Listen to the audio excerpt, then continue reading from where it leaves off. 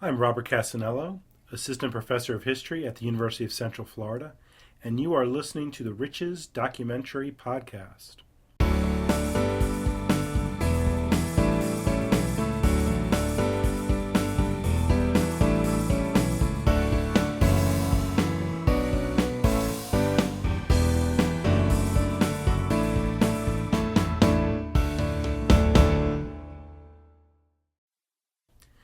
This podcast series has been airing short historical documentaries with the lives of people, places, and things important to the region. We are introducing a new series titled A History of Central Florida.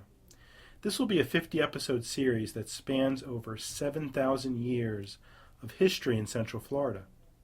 Each podcast will feature one or several artifacts on public exhibition in some of Central Florida's many museums, historical societies, and other locations. What we have prepared for you is a preview of selected interviews and images you will hear throughout the series. This is just a preview, so please join us for each episode by subscribing to us in iTunes or visiting our webpage. The new series will launch its first episode on August 15th, 2013, and run every 2 weeks like the current series. This series will also feature images of the objects we examined. In between now and the launch of the new series, I will be releasing interviews with local historians, so new content will be coming to you as usual. Please enjoy our preview. You think in terms of modern burials, they're typically in America, fancy casket, extended body, hands over the chest. The person is typically dressed in their finery. All of that is to kind of exude the wealth and status of the individual. Well, we see that same kind of practice in ancient cultures in the form of grave goods and body treatments. If you think in terms of the Egyptian burials, the more elaborate tomb burials where the body has elaborate treatments and grave good assemblages, all of that makes a statement about who that person was in life. Not only did Florida Indians, like the St. John's people, know how to use their environment, but they knew about everybody else. I'm sure there were stories that there were trading expeditions. It may even been that chiefly individuals took journeys to go and meet with other groups. And one of the things they did was trade. In Florida, we see objects that are made from copper that we know was mined around the Great Lakes area at about 500 BC. In other words, Indians up there are mining copper, and then you cold hammer it into copper beads, and they get traded down, perhaps to somebody, in Illinois, and then they get traded. It's not necessarily the Florida Indians went to the Great Lakes, but they might well have traded with people who came down from Alabama and Georgia, who got this stuff from somebody in Kentucky, who got it from Ohio, who got it from Illinois. But the trade networks reached certainly up into the Great Lakes area. And one site we have near Gainesville, Florida, there are ceramic vessels and copper beads at 500 BC that came right out of the Great Lakes area. So it's just extraordinary that objects came so far. It represents Benedict's, one of his signature roles as a saint is a protector from poisons, and also from treachery and from evil, from the malice of the devil. And that's what's represented on the reverse of the medal. You see many, many letters going around the outside of the medal, through all the bars of the cross in the middle, in between the bars of the cross.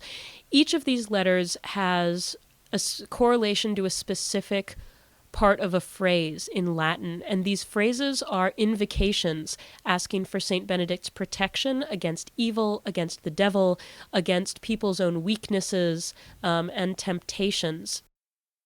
We begin to see runaway slaves making their way into Spanish Florida, clearly seeking their freedom or a life of freedom away from plantation slavery. And as they made their way into the interior of Florida, they became acquainted with or knew of already the Seminole Indian villages that were located throughout the Central Peninsula, and sought out those Seminole Indians and their villages as points of refuge or places where they could be harbored and kept safe from slave catchers who were coming down into Spanish Florida looking for what the southern plantation owners viewed as their lost property. The bells were all on all of the steam locomotives.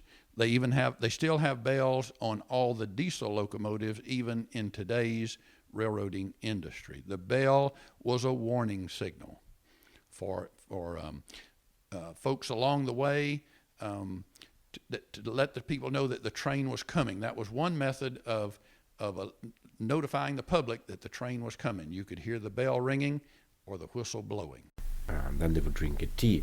Now, inside it has a chimney, and around it an empty space in which there was water, so that in the chimney they would just add from the top charcoal or dried pine cones. That's how the temperature would be raised, right, of the water, right? So that's how they would boil the water in this thing. Obviously, now they don't use it anymore. It's just a part of their exotic. But sometimes they have electric samovars on the tables, but it's just mostly like a decoration and maybe a reminder of their Russian, kind of belonging to the Russian cultural milieu, but not something that has a utilitarian value.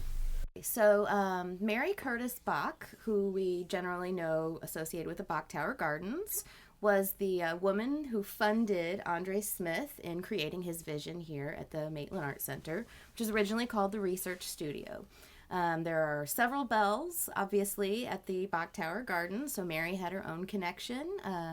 This bell was made in England for her to her specifications and was installed for the opening ceremonies here at the Research Studio on the 1st of January in 1937. Well, originally, the bell was to be rung for calling the artist to common meals or anytime there was going to be a meeting in the courtyard. Andre was an extremely private person. He didn't spend a lot of one-on-one time with the Bach Fellows, but he did occasionally want to collect them all together, and the bell was a signal for people to gather in the courtyard.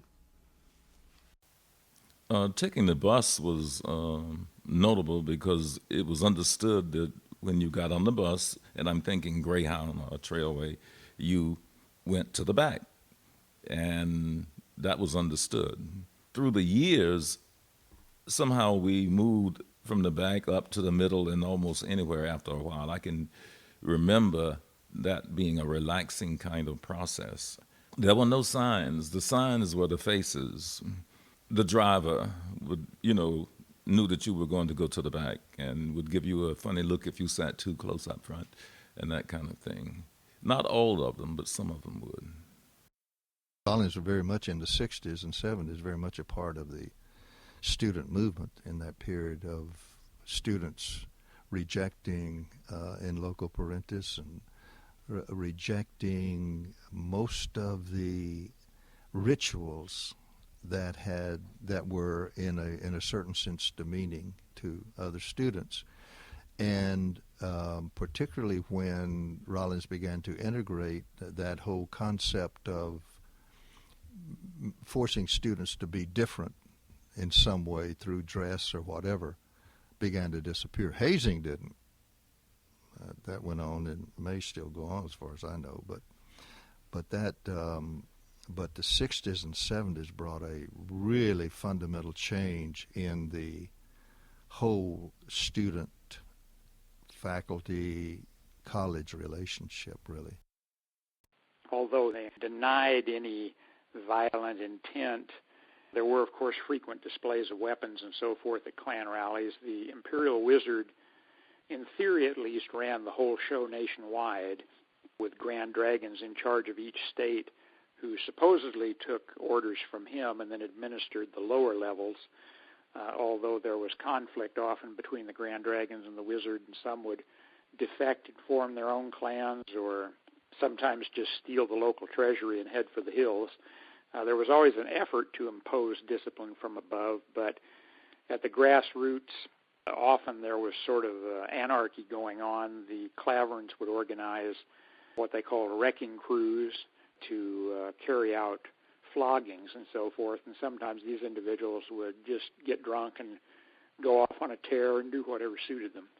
Initially, the kind of boats used in sport fishing did not have motors, did not have gas motors, of course, because they didn't even have, in many cases, prior to the early 1900s, so they were rowboats, and they were wooden and they were heavy.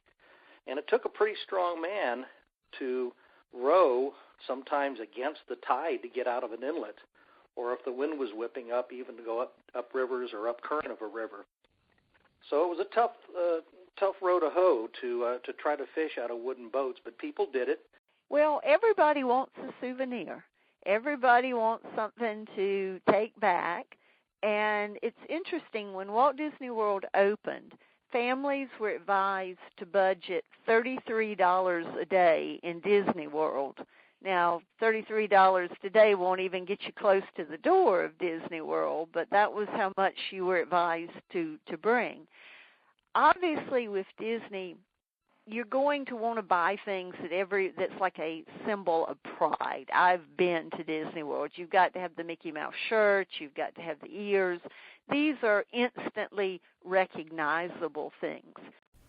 We hope you enjoyed our preview of A History of Central Florida. Don't forget to look out for this new series on August 15th, and please enjoy our summer interview content until then.